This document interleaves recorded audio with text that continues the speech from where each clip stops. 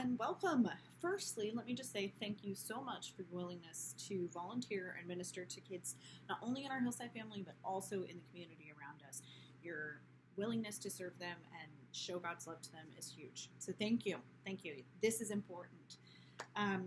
Okay, so I'm just going to do the training here because I know summer is super busy and everybody goes out of town and things come up, and so we figured if we had a video to share, you could always reference back to it if you had any questions, and also you could watch it even if you're going to be out of town in the weeks preceding VBS. So let me just start with a couple of basics. Firstly, safety. Safety is absolutely key to us. If we want to be able to continue to minister to our community, we need to be able to provide a safe environment for those community members. So we've just got a couple of protocols that we have set up. Firstly, we never want to be one-on-one behind closed doors with a kid. I know that in some cases we need to pull a kid aside to chat with them. We might need to, if someone's having a hard time, they might want to take a step aside and take a break. But what's really important is that we're always in eye line of someone else, eyesight of someone else. So if you need to deal with a problem with a child, or if they just need a break, that's totally fine. I'm not saying that you can't take them out of the group to have that conversation, but what I am saying is you should never be behind a closed door, and you should never be around a corner. You should never be in a place where other people can't see you. Okay, and I also understand that at some point you might need to go into a separate room for quiet space for that child if there is a problem. And in that case, you just need to grab one of the floaters and have them come in with you to that separate space so that there are two adults at all times. Okay? Bathrooms. It's kind of a similar situation. You know, you're with your crews, maybe you're a station leader, but a kid needs to use the restroom. We've got the restrooms down the hall. What we're going to need to do, though, is to be sure that there's never an adult and a child alone in the restroom together. Okay, so if a child needs to use the restroom, the first thing you're going to do is walk ahead of them and open the door and ask if anyone's in there. If there's another child in there, that's fine. You can go into the restroom with two children. If there is an adult in there, the child needs to wait, or you can accompany the child into the restroom, not into the stall, but into the restroom. So basically, there should never be an adult and a child in the restroom. There can be two adults and a child. There can be two children and one adult, but there should never be one adult and one child in the restroom alone. You can wait outside the restroom if you're taking one child at a time. I would actually really recommend, even if there's two children, just waiting outside for them. It's just better to be safe than sorry. So what I would suggest is just taking them down there and waiting. Now, if there is, though, like I said, if there is another adult in the restroom, you do need to go into the restroom so that there are two adults, never one adult and one child alone in a restroom. Okay? Got it. If a student does require assistance in the restroom, you do need to find another adult to accompany you into the restroom to assist. Okay? Perfect. Medical information. So I've got my notes right here. Important medical information is provided on the name tag. It's also in our system. Okay, we ask the medical questions about children before they're dropped off. So during registration, parents or guardians have a chance to enter any kind of medical information that we might need. That information is provided on the name tag of the child if it is like an allergy or something that they can't participate in games because they've got severe asthma or something of the sort. That's going to be on their name tag, and we will have that information as well. Their emergency contact is in the system, so if you ever need help with an emergency contact, maybe the child's just having too difficult of a time and we need to contact an adult, please just come find a floater. That's going to be either me or Matthew or Ryan Brickley, and we'll be able to assist you in getting that information. But if there is nothing printed on the label, then you shouldn't need to worry. Okay. Also, for food allergies, we will have a list of the kids with the food allergies provided to the snack ahead of time. So KidVid crew and snack crew will know ahead of time who to watch out for and at what point they're going to come through the station. Okay. Let me just kind of run through the day because I think that's going to be kind of the easiest way to give the rundown. So the first thing we do, a family comes in. They've either pre-registered or they're going to register in person. Either way, it's fine. It's the same. They're going to get a tag. The name tag's going to be printed when they check in, and then there's a little security tag that goes with it. It's just a separate little tag. The security tag is very important. It has a code that matches a code on the participant's name tag, on the child's name tag. When an adult comes to pick up the child at the end of the night, they need this tag to match this name tag, okay? So they're going to come in, they're going to get their tag, they might hand it off to someone else. They might hand it off to grandma, or they might hand it off to the neighbor or someone to pick up their kid, but that little tag is super, super important. Typically, if there's another arrangement made when a child is being dropped off, we'll know about it ahead of time. They'll let us know at drop-off, and we can make arrangements there. But what's really important is that when a child comes to you, if you're a crew leader, when that child comes to you, they need to have their name tag. And we'll go over that too with the kids at the beginning of the day, but we need to make sure that children aren't taking their name tags off, that they aren't messing with them at all, because it's got all that important information that we need to keep them safe. Not just a name tag. So they'll stop at the front, they'll check in, they'll get their name tag. Their guardian or adult will have their little part of the name tag that matches, their little extra tag. The child will come in, they'll find their crew, and they'll sit. Now we do a opening session first that's going to involve songs, and we're going to learn about our memory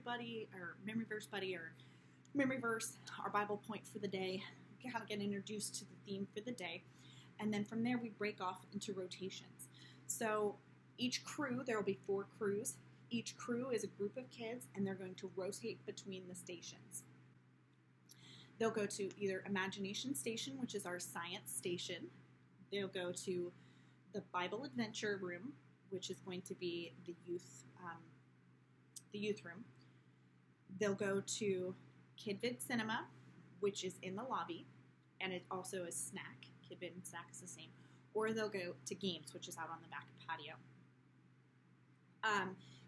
Games and KidVid are going to have a collection of 2 groups at the same time, so they have open slots. But preschool is going to rotate to Games and to KidVid as well, so they only have 1 open slot this year in the rotation.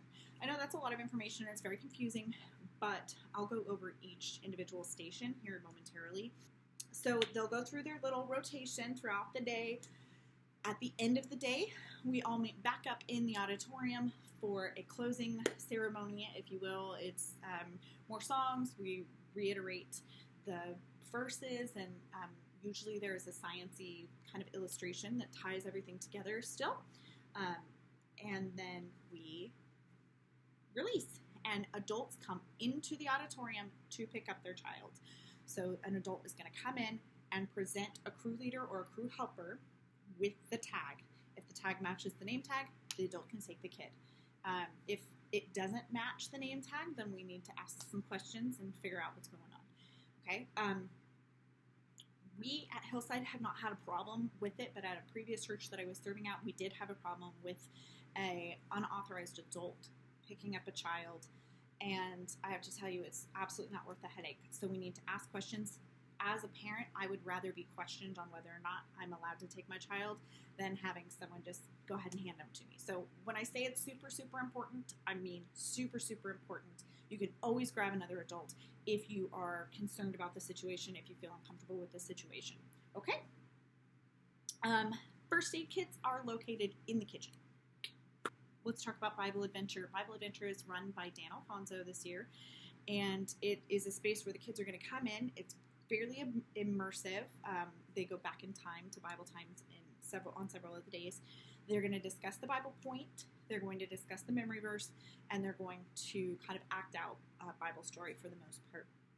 KidVid and Snack. KidVid and Snack is the same station, so what we're going to do is kids are going to come in, they're going to wash their hands using the hand sanitizer that we have provided, and then they will get a snack, and they'll sit down to watch the video, followed by a discussion. This is Kathy Adams and Bronwyn Bayer will be leading this station. Games is out on the back patio. It's going to be a mix of water games, of group activity, of obstacle courses, different kinds of things, and each game session is ended with a group discussion. It's going to be 2 crews at the same time together so that there are plenty of participants for the games. It just makes it a little more fun when there's 2 groups.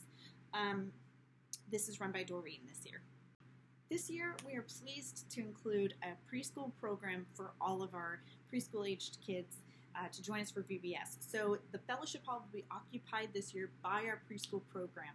This program, the kids, when they come for preschool, they're going to get dropped off to that room and picked up from that room. Okay, so to the fellowship hall, from the fellowship hall.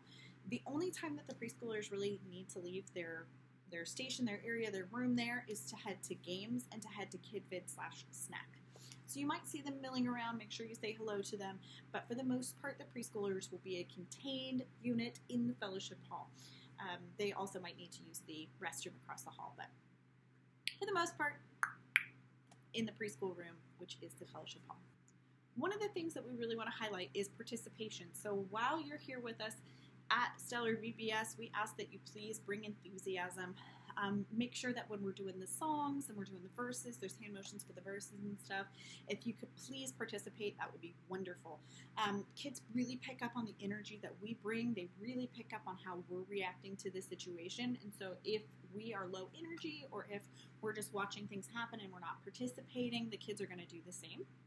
So I just ask that if at all possible, you bring that enthusiasm, you bring that excitement with you when you come, and that way we can really ensure that the kids have a really fun, fully immersive time.